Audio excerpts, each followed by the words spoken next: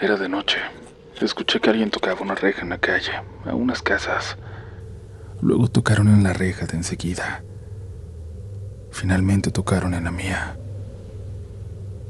Me acerqué para ver quién estaba ahí en esa calle oscura y desierta, para ver si se trataba de esa extraña mujer que me habían dicho.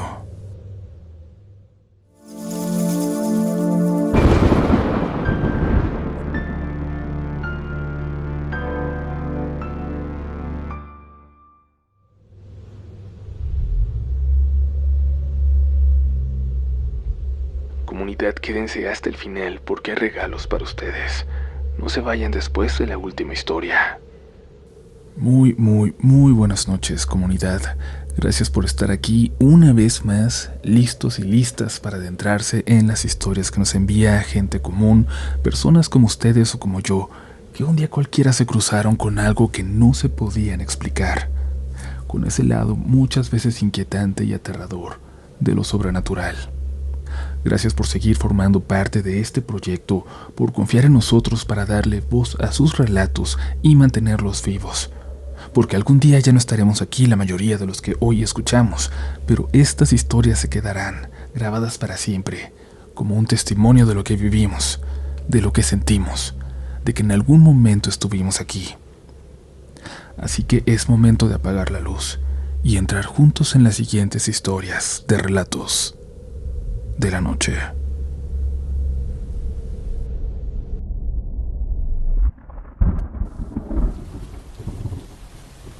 Hola comunidad, yo soy de Cuba, de un pueblito cerca de Remedios en Villa Clara.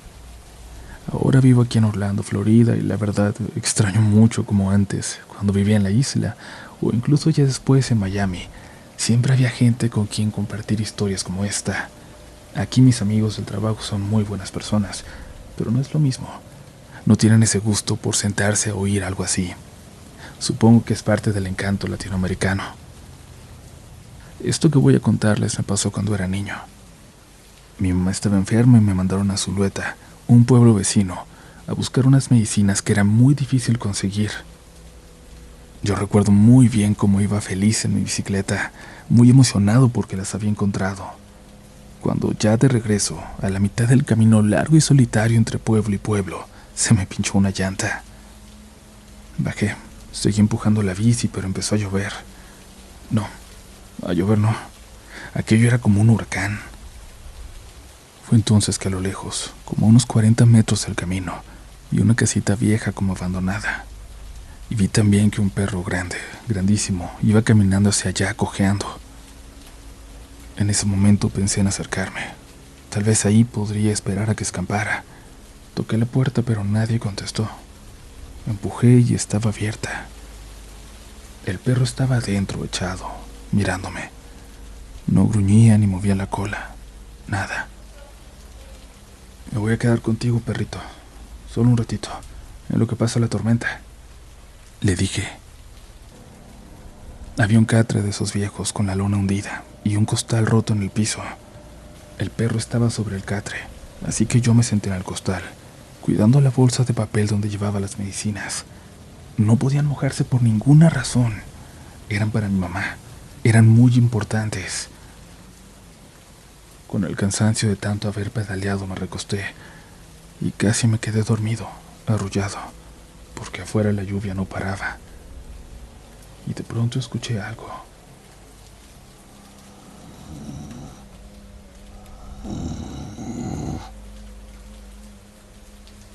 Un sonido bajo, como un gruñido. Abrí un poco los ojos sin moverme para que no se diera cuenta.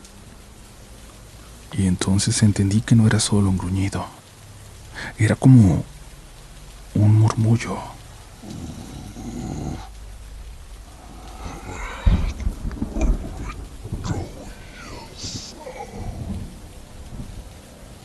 El perro se incorporó, pero lo que se levantó del catre no era un perro. Era algo que caminaba en dos patas, alto, tan alto como un hombre grande. La silueta era la de una persona, pero la cabeza seguía siendo la de un perro. Y así, con los ojos entrecerrados, sentí cómo me miraba. Vi su silueta voltear hacia mí.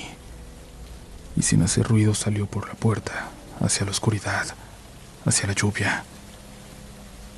No sé cuánto tiempo pasó después de eso, pero cuando la lluvia bajó un poco, me quité la camisa para envolver la bolsa de papel de las medicinas, agarré la bicicleta para empujarla y eché a andar. En el camino fue que lo escuché. Algo me seguía, al lado del camino, entre los árboles. No lo veía, pero sabía que estaba ahí.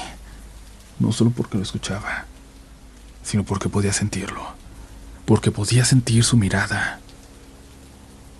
Solté la bicicleta y corrí lo más rápido que pude. Llegué a mi casa agotado, pero con las medicinas intactas. Mi mamá me recibió con tanta alegría que, al verle los ojitos, me olvidé por completo de lo que había pasado.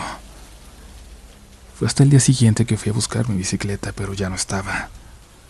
Hasta hoy, tantos años después, me pregunto si aquella cosa no me hizo nada porque sabía que yo estaba ahí por algo bueno, porque estaba cuidando a mi madre.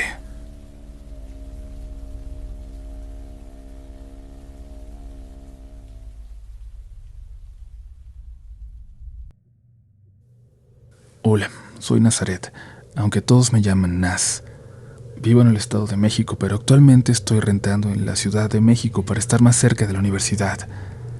Esto ocurrió hace aproximadamente un mes, y solo lo he compartido con mi hermana, mi mamá, con una curandera y un amigo cercano, por la desesperación que sentí. Mis días como universitaria y foránea han sido en general buenos y llenos de aprendizaje. Además, conocí a una persona muy especial con quien llevo una relación de noviazgo, Carlos. Un día nos cancelaron clases y decidimos irnos a pasar el rato en un cuarto de habitación de hotel. La tarde transcurría con normalidad. Incluso decidimos tomar un baño, pero fue en ese momento cuando todo cambió así, de pronto nada más. De repente Carlos me dijo: Naz, acabo de ver una sombra en el espejo del baño. Él es una persona atea y muy escéptica, mientras que yo soy bastante sensible a las energías, presencias y demás situaciones difíciles de explicar. Mi familia es muy holística. Mis padres tienen habilidades para contactar con seres que no están en este plano terrenal, como ánimas, arcángeles e incluso familiares fallecidos. Decidí no darle importancia a lo que me dijo Carlos, aunque ambos nos sentíamos incómodos. Comenzamos a recoger nuestras cosas para irnos, mientras platicábamos para calmar la tensión. De repente Carlos se quedó en silencio, con una expresión de miedo en su rostro, y me dijo: Naz, la verdad no sé si decírtelo, pero creo que hay manchas de sangre en el colchón. Inmediatamente retiré las sábanas. Lo que nos encontramos ahí fue aterrador. No eran solo manchitas de sangre. El colchón estaba cubierto de ella. Parecía vieja, seca, de un tono marrón oscuro, y el colchón también tenía varias puñaladas, como si alguien hubiera usado un cuchillo en ese lugar. La mayor concentración de sangre estaba justo en el área donde se encontraban las marcas. Era evidente que nadie había intentado limpiarlo, simplemente lo habían cubierto con sábanas para ocultarlo. La escena me horrorizó tanto que no pude evitar vomitar. Esa zona donde estuvimos es conocida como un punto rojo en la ciudad.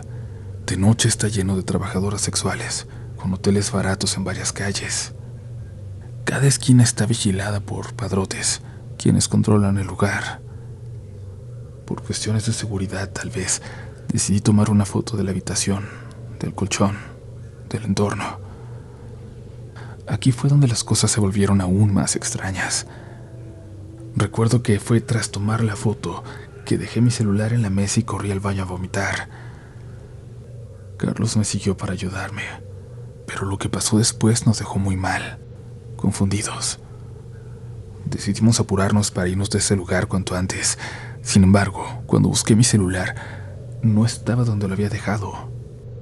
Parecía que alguien lo había tomado, pues recordaba claramente haberlo puesto en la mesa antes de correr al baño. Carlos intentó llamarme, pero en ese instante comenzaron a escucharse ruidos por todos lados, en el cuarto de al lado, en las tuberías, en la calle. Eran los ruidos normales, coches, ambulancias, gritos, pero de alguna forma en ese momento era tanto el ruido que no podíamos escuchar el timbre del celular por ningún lado. Revisamos desesperados, revisamos el colchón, quitamos las sábanas, buscamos incluso en el cesto de basura, pero el celular no aparecía. Entonces decidí mirar debajo del colchón. Al levantar un pedazo de sábana que estaba medio caer al suelo, ahí estaba mi celular. Pero ¿cómo llegó hasta ese lugar? No podía explicarlo. Lo más inquietante fue que en cuanto lo encontramos, sentí que todo el ruido cesó de golpe. Era como si de pronto todo ese ruido que parecía estar ahí adentro con nosotros quedara muy lejos y solo se quedó un silencio profundo con nosotros en la habitación. No podría explicar por qué sentimos tanto miedo, pero salimos corriendo. Aunque al principio estaba decidida a denunciar lo ocurrido, sabía que hacerlo sería arriesgado. Ese lugar está controlado por la mafia y en México, especialmente en estas zonas, las autoridades no hacen nada. Denunciar solo pondría en peligro mi seguridad. Días después empecé a sentirme mal físicamente. Tenía náuseas constantes y una presión en el pecho que me dificultaba respirar. Hablé con mi hermana, desesperada, para contarle lo sucedido. Era de noche, y mientras le narraba lo ocurrido por teléfono, les puedo jurar que las luces de mi cuarto comenzaron a parpadear, como si estuviera a punto de irse la luz. De pronto la llamada se cortó, y cuando intenté marcarle de nuevo, inmediatamente sonaba como si hubieran colgado, como si no pudiera salir la llamada. Pasaron 5 minutos en los que no pudimos comunicarnos. Finalmente ella comenzó a rezar en su casa. Ella tiene las mismas habilidades, por decirlo así, que mis papás, y quizás por eso logramos reconectar. Cuando terminé de contarle, me dijo algo que me asustó todavía más. Lamentablemente, sí, ahí murió alguien. Muy probablemente una trabajadora sexual. Esa alma te vio, se te pegó, está contigo ahora. Necesitas hacer algo al respecto. 3 días después recibí una llamada de mi padre, con una noticia devastadora para mí. Un familiar muy querido había fallecido. Alguien que era como una segunda madre para mí. Alguien que siempre estuvo cuando mis padres no podían cuidarme. Esa noticia me destrozó. Tenía que viajar 3 horas para despedirme y le pedí a un amigo, Antonio, que me acompañara. Estaba muy agotada. Estaba emocionalmente rota. Y a pesar de todo, todavía tenía que lidiar con los trabajos finales de la universidad. Mientras hablaba con Antonio, le confesé que desde hacía días sentía que alguien me seguía, que sentía que me tocaban en la espalda, que me jalaban el cabello de repente, una sensación constante y perturbadora. También le conté del colchón. Muy preocupado me dijo que tenía que hacer una limpia, que realmente alguien estaba conmigo, que incluso él, que no tiene ninguna sensibilidad especial, se daba cuenta. Yo no estaba sola. Intenté hacer una limpia yo sola, pasarme un huevo por el cuerpo, una práctica tradicional mexicana, pero evidentemente no funcionó. Mi hermana entonces me dio el contacto de una curandera que ella conocía por todo lo que he estado estudiando, una verdadera maestra en estos temas. La llamé, le conté lo sucedido, todos los detalles. Y de nuevo, como cuando se lo conté a mi hermana, la llamada simplemente se cortó. Y cuando intentaba marcarle, mi teléfono parecía no tener señal, no servir. Simplemente no salía la llamada. Esta vez pasaron 15 minutos antes de que ella pudiera devolverme la llamada, cuando yo ya me había cansado de intentarlo. Cuando lo hizo, lo escuché diferente, agitada. Me dijo que había empezado a vomitar incontrolablemente y que se sentía muy enferma. Me preguntó si yo me había sentido así, y le confirmé que me sentía mal, aunque no a ese grado. Fue entonces cuando ella comprendió la gravedad del asunto. Voy a ser clara, Nes. Hay un alma dentro de ti, en pena. Es una mujer, probablemente alguien que se fue con mucha violencia. Tú estuviste en ese lugar. donde ella se quedó, y ahí comenzó a consumir tu energía, sin saber que está muerta. No busca hacerte daño, solo está desesperada, atrapada en una oscuridad que nosotros no podemos comprender. Lloré de miedo y desesperación. No sabía cómo manejar algo así. Como último recurso llamé a mi mamá, quien tiene experiencia en este tipo de situaciones. Ella me propuso hacer un ritual de limpieza a distancia. Preparé todo lo que me pidió: una veladora, un vaso de agua, una planta, incienso y algo que me hiciera sentir protegida. Elegí un cuarzo y un collar. Mi madre me aseguró que sabría qué hacer, que solo debía mantener la calma. Comencé a meditar, respirando profundamente. De pronto caí en una especie de sueño profundo. Sentí como algo pesado se desprendía de mi espalda, como si algo estuviera abandonando mi cuerpo. Dentro de ese sueño vi a una mujer sentada frente a mí. Intenté hablarle, y ella atenta me escuchó. No conozco tu historia ni por qué estás aquí. Quiero ayudarte a que tu alma encuentre la paz, pero este no es tu cuerpo. Este no es tu lugar. Desde el fondo de mi corazón, te pido que me dejes, por favor. Nunca vi su rostro, pero de alguna forma supe que fue un hombre quien le quitó la vida. De alguna forma supe que se llamaba Teresa y que estaba preocupada por su descendencia. Descendencia. Esa palabra quedó grabada en mi mente.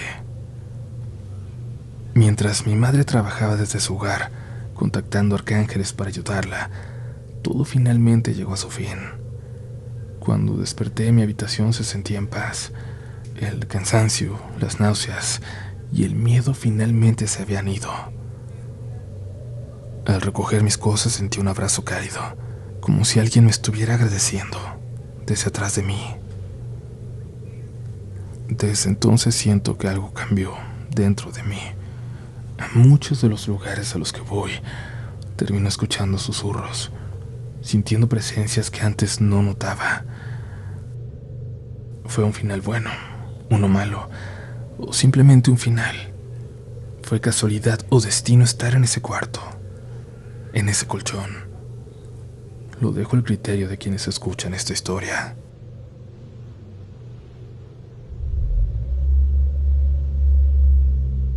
Gracias por seguir por aquí, comunidad, por ser de esos pocos que llegan hasta este punto del episodio y que buscan de forma casi instintiva esas historias que muchos otros prefieren evitar. Nosotros aquí las escuchamos porque nos gustan, porque de alguna manera nos recuerdan que seguimos vivos. Acabamos de escuchar la historia de Naz y de ese cuarto donde encontró algo, o algo pareció encontrarla a ella, y no quiso dejarla ir.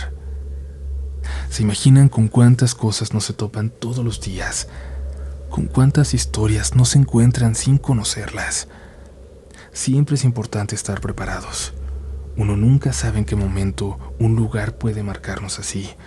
Puede ser una parada de autobús, un vagón del metro, un pasillo de hotel o de una oficina, una casa en renta que vamos a ver, o incluso un sitio en la calle por el que solo íbamos de paso.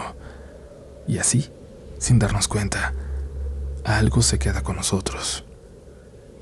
Si ustedes han vivido algo similar en algún lugar que ahora evitan o que todavía les provoca pensar en lo que pasó, compártanlo con nosotros. Pueden enviarlo a mirelatodelanoche@gmail.com. Lo leeremos con atención y quizás forme parte de la siguiente recopilación. Por ahora sigamos, que aún quedan más historias esta noche. Hola, comunidad, mi nombre es Jennifer. Soy de Santa Ana, en El Salvador, y esto que voy a contarles sucedió en 2015. Habíamos ido a visitar a mi abuela, que vivía en ese entonces en San Miguel, en un lugar llamado Bolívar, a unas horas de mi casa. La suya era una casa sencilla, en medio de un terreno muy bonito. Atrás estaba el espacio donde hacían tortillas y no muy lejos pasaba una quebrada, de esas con piedras enormes donde la gente a veces lavaba ropa. Ese día recuerdo bien que hizo muchísimo calor. Para tomar agua teníamos que cruzar la quebrada, porque al otro lado había una tubería que daba agua potable, pero en la casa ya no quedaba ni una gota y nos mandaron a buscar. Sin embargo, como niños que éramos, en lugar de hacer caso de inmediato, nos pusimos a jugar y dejamos que se nos fuera haciendo tarde, hasta que se hizo de noche. Cuando pensamos a nosotros ya no nos iban a mandar. Pero entonces salió mi primo, el más grande, a regañarnos por la desobediencia. Para asustarnos un poco y que aprendiéramos la lección, dijo que sí, que él iría a traer el agua, pero que todos iríamos con él. De noche la quebrada era sumamente oscura. Sin linterna no podías ver nada, ni siquiera tus propias manos. Nos agarramos todos de la mano y así avanzamos en la oscuridad. Mi primo llevaba unos cántaros grandes y así cruzamos. Al llegar al chorro de agua empezamos a llenarlos, y fue entonces que escuchamos como si alguien estuviera lavando ropa. A unos metros, junto a un pozo, estaba una mujer vestida de blanco, con el cabello negro cubriéndole la cara. No parecía prestarnos atención. Pero mi prima, la más chiquita, comenzó a acercarse a ella. Pensó que se trataba de Cecilia, una mujer muda del pueblo que conocíamos de toda la vida, así que empezó a llamarla como podía. Chechi. Chechi. La mujer volteó a verla. Levantó los brazos como para alcanzarla. Yo le dije a mi primo: mira, creo que Ceci quiere abrazar a mi prima. Cuando la volteó a ver, su cara cambió por completo. Nos gritó que corriéramos a casa, que no nos detuviéramos por nada. Yo lo intenté. Empecé a correr en la oscuridad rumbo a la casa, pero en un momento miré hacia atrás. Mi primo estaba jalando a mi prima y la mujer se había descubierto la cara. No sé cómo explicarlo. No era un rostro normal. Era algo muy, muy extraño. Un rostro alargado, muy largo, que definitivamente no parecía ser humano. Salí corriendo lo más rápido que pude. Mi primo venía detrás de mí cargando a mi prima que lloraba. Cuando llegamos a la casa, mi abuela, sin decir nada, nos metió y nos roció con agua bendita. Nos frotó los pies con aceites y plantas y nos puso a rezar. Esa noche todos dormimos juntos, amontonados en una cama. Afuera se escuchaban ruidos, como si algo diera vueltas alrededor de la casa, rasguñando las paredes. No sé si fue sugestión, pero a mí me daba la impresión de que se detenía justo frente a las ventanas, como si intentara asomarse, vernos. Al día siguiente mi primo amaneció con fiebre. No pudo levantarse en varios días. Mi tío fue a buscar los cántaros que dejamos tirados, pero regresó diciendo que no los había encontrado. Yo luego escuché que le decía a mi abuelita, en voz bajita, que sí los vio, pero estaban todos llenos de cabellos muy largos. Tiempo después mis padres dijeron que quizá nos habíamos topado con la ciguanaba, pero yo me quedé con la duda, porque la leyenda que conozco habla de que se le aparece a hombres adultos para engañarlos, para llevarlos a los barrancos. Y esto fue muy distinto. ¿Por qué se le aparecería a unos niños? ¿Por qué se quiso llevar a mi primita? Mi abuela ya no vive allá, se vino con nosotros, y aunque han pasado los años, yo no he querido volver a su casita, ni siquiera para ver cómo sigue.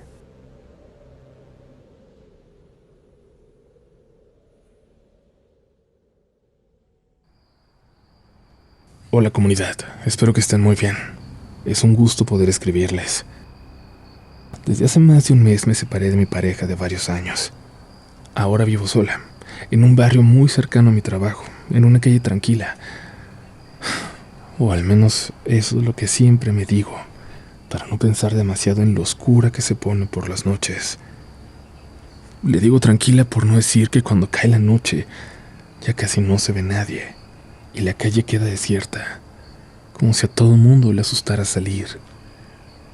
No hay casi alumbrado y, para ser sincera, sí me da miedo salir tarde.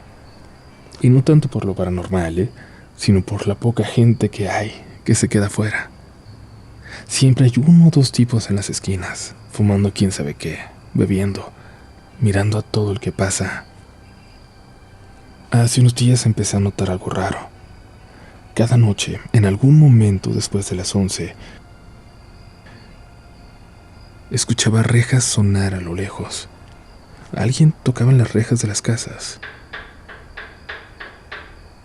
Primero una, luego otra y otra, como si alguien fuera tocando casa por casa. A veces pasaba rápido, otras se quedaba más tiempo en una. No le di mucha importancia, pero sí anduve preguntando. En la tienda no me dijeron nada, solo que ellos ni siquiera vivían ahí. Luego le pregunté a la señora de al lado, que pareció no entender mi pregunta, hasta que una tarde la vecina de enfrente me contestó algo por fin. Es la viejita de las rejas. No te preocupes. Creo que está loca y pasa tocando todas las rejas de la calle. ¿Pero quién es?, le pregunté. Ella se encogió de hombros. No, nadie sabe. Nunca habla con nadie. Evitamos salir cuando ella anda fuera. Y eso deberías hacer tú también. No le hagas caso. Está loca y ya. No vayas a salir cuando anda tocando para que no te la vayas a topar. La primera vez que la vi fue por casualidad. Me levanté a tomar agua en la noche y al pasar junto a la ventana la alcancé a ver. Una mujer muy delgada, encorvada, con un abrigo viejo y el cabello largo y gris, caminando muy despacio, tocando el timbre de la casa de al lado. No parecía ver a nadie, ni buscar respuesta. Solo tocaba como si eso le divirtiera. Con el tiempo empezó a tocar también mi reja, como si supiera que ya vivía alguien ahí. Siempre de noche, siempre con ese toque suave, apenas perceptible, como si no tuviera fuerza. Yo nunca abrí, por supuesto, pero cada vez que pasaba sentía que se quedaba un momento más frente a mi puerta. La semana pasada hubo un apagón en la colonia. La calle quedó completamente a oscuras, o bien todavía más oscura que de costumbre. Eran casi las 11 cuando escuché el primer golpe en una cerca de reja unas casas más allá. Luego en la otra, más cerca. Y otra. Se venía acercando. Esta vez mi corazón empezó a latir muy fuerte. Cuando finalmente tocó mi reja me quedé inmóvil. La oscuridad me ganó y con mucho cuidado me acerqué a la mirilla de mi puerta. A 2 metros de la reja hacia la calle. Así de cerca estaba yo. Estaba ahí, ella, justo enfrente, su rostro apenas visible. La luz tenue de la calle apenas iluminaba su piel pálida y su cabello enmarañado. No sonrió, no hizo ningún gesto extraño, solo... No sé si me van a creer, pero solo dijo mi nombre. Alexa. Alexa. Lo susurró, pero con una claridad que me heló por dentro. Me alejé de la puerta intentando no hacer ruido. Me escondí detrás del sillón esperando que se fuera. Pero entonces escuché su voz otra vez, más baja, casi pegada a la madera, como si se hubiera brincado la reja y estuviera detrás de la puerta. Al menos así la escuchaba. Ya sé que estás ahí. No recuerdo en qué momento dejé de escucharla. No recuerdo si volví a tocar mi reja u otra más calle abajo. Solo sé que pasé el resto de la noche sin moverme, mirando la puerta, esperando que no entrara. Desde esa noche no he vuelto a escuchar las rejas en toda la calle, pero por alguna razón eso no me tranquiliza.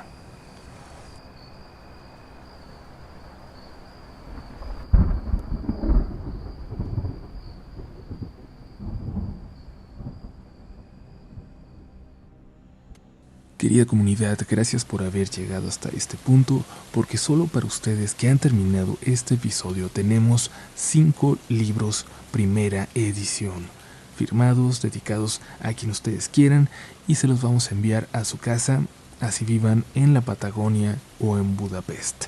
Lo único que tienes que hacer para participar es dejarnos un comentario con la palabra comunidad. Puede ser lo que sea, puedes decir que eres parte de la comunidad, desde cuándo eres parte de ella o por qué es lo que te hace sentirte parte de esta familia. El único requisito para que tu comentario entre en el sorteo es que tenga esa palabra, comunidad, comunidad. Les dejamos pues, esperando que tengan una excelente semana y nos escuchamos muy pronto con más relatos de la noche.